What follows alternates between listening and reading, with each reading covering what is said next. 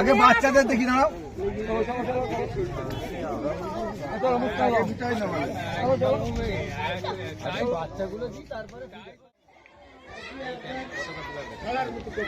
তো so guys, আজকে পতাকা তোলা হবে আর কিছুক্ষণের মধ্যে। আমাদের এখানে অনেকেই উপস্থিত হয়ে গেছে, আর কিছুক্ষণের মধ্যে পতাকা তোলা হবে। দেখতে থাকুন মেদিনীপুর টিভি।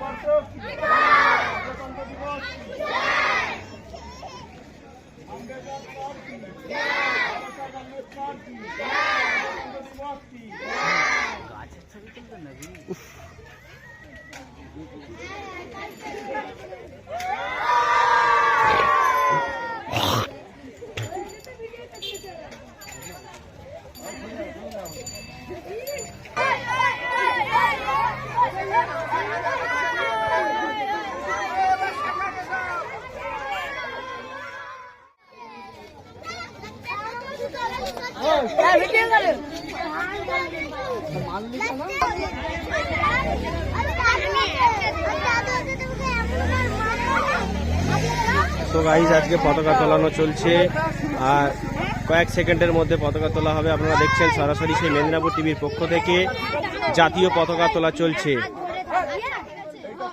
আমাদের পাশাপাশি দুটো গ্রাম, দুটো পতাকা উঠছে।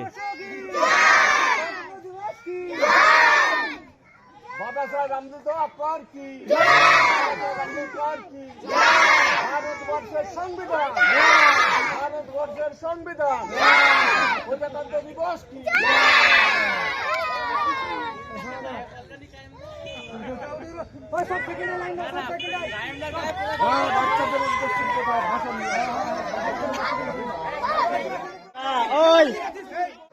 বাচ্চারা, তোমরা সব জানো কি আজকে কি দিন? জানো তোমরা? আজকের দিনটা আমাদের সকলেরই একটা ঐতিহাসিক দিন। এই দিনটা আমাদের সকলের মনে রাখার দরকার। 1947 সালে যাদের পূর্বপুরুষ দ্বারা এই দেশ স্বাধীন হয়েছিল, যাদের পূর্বপুরুষের রক্ত দ্বারা এই দেশ স্বাধীন হয়েছিল, তাদের উত্তরসূরি আমরা। আমাদেরকে আজকের এই দিনগুলো বিশেষ করে মনে রাখা দরকার যে আজকে এই দিনটা কি, আজকের এই দিনে কি হয়েছিল। সকলকে আমাদেরকে মনে রাখতে হবে 1947 সালে তারপর থেকে আমাদের দেশ স্বাধীন হয়ে গেছে ঠিকই, কিন্তু একটা স্কুল যেরকম আমরা চালাতে গেলে একটা স্কুলের রুলস আর রেগুলেশনের প্রয়োজন হয়, একটা সবকিছু নিয়ম শৃঙ্খলা ভাবে যেভাবে ছাত্ররা যাতায়াত করবে, শিক্ষকরা শিক্ষা দিবে, সেই রকম ভাবে ভারতবর্ষ স্বাধীন হয়ে গেছিল ঠিকই, কিন্তু ভারতবর্ষ কিভাবে চলবে, ভারতবর্ষের যে রুল যে রেগুলেশন সেগুলো কিছু ছিল না। 1947 সালে যখন আমাদের দেশ স্বাধীন হলো, তারপরেই আমাদের পূর্বপুরুষ উত্তরসূরিরা তারা আবার চিন্তা করলো যে দেশকে কিভাবে চালানো যায়, পরিচালনা করা যায়। তাই 1950 সালে এসে আজকে 1950 সালে এসে এই 26শে জানুয়ারি একটা সংবিধান তৈরি হয়।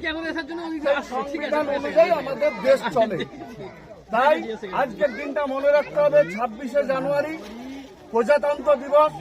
আজকের দিনে আমাদের দেশ কিভাবে এগিয়ে যাবে, আমাদের দেশের রুলস কি, সিস্টেম কি হবে, তাই আজকের দিনে এই রুলস রেগুলেশন তৈরি হয়েছিল।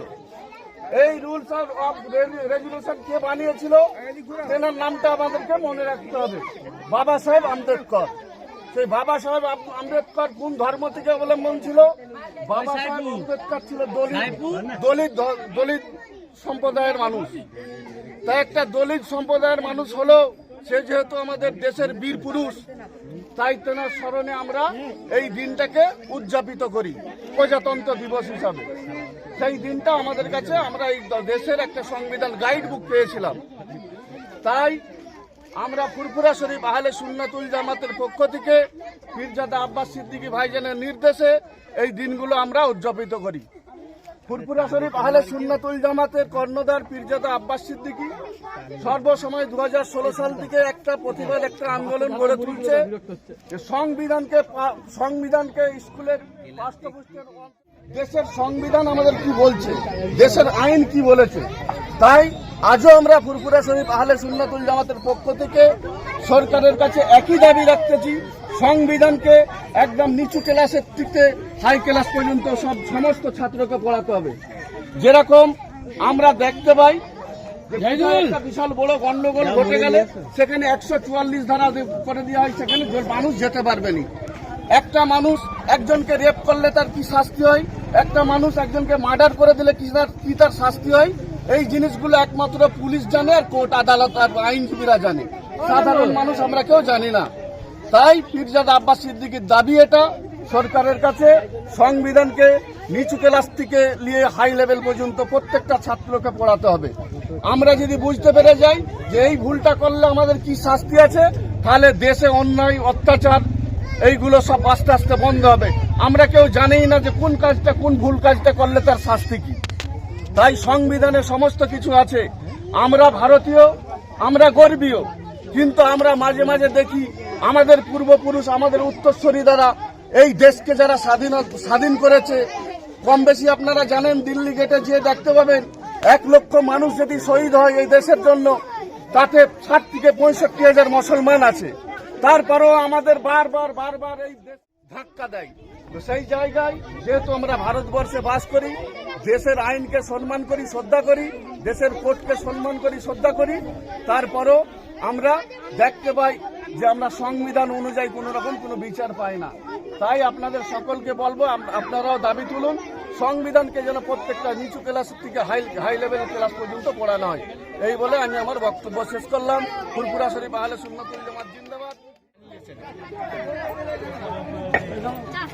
তো আজকে জাতীয় পতাকার জন্য আজকে সবাইকে খাবার দেওয়া শুরু হয়ে গিয়েছে, পতাকা অলরেডি উঠে গিয়েছে অনেকক্ষণ।